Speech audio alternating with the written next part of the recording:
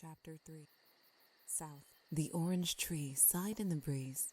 Its gnarled trunk was always warm to the touch, as if there was sunlight trapped in its sapwood. Every leaf was polished and fragrant, and even deep in autumn, it bore fruit, not once, for however long it had stood there, since the dawn of time perhaps, had anyone defiled its branches. Now a young woman crouched among them, barefoot and out of reach. "Tuva!"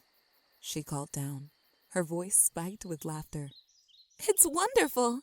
I swear I could see all the way to Yagala." Tanuva stared up in dismay. Siyu had always been headstrong, but this could not be dismissed as youthful folly. This was sacrilege. The prioress would be outraged when she heard. "What is it, Tanuva?" Imsarin came to stand beside her, following her line of sight. "Mother, save us," he said under his breath. He glanced back down at her. "Where is Esbar?" She barely heard him, for Siyu was climbing again. With a last flash of soul, she ventured into the higher branches, and Tanuva started forward, a strangled sound escaping her. "You mustn't," Imsarin began. "How do you suppose I would?" Tanuva snapped. "I have no inkling of how she got up there." Imsarin raised his hands, and she turned back to the tree. "Siyu, please, enough of this."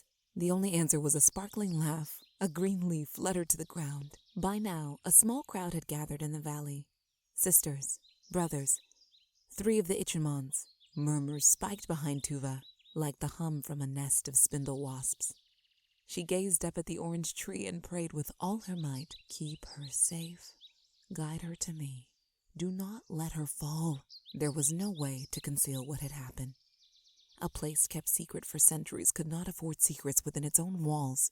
"We should find Esbar. Siyu listens to her," Imsarin said with certainty. "And to you," he added, a clear afterthought. Tanuva pursed her lips. "You must get her down before—" "She will not hear any of us now. We must wait for her to come to us."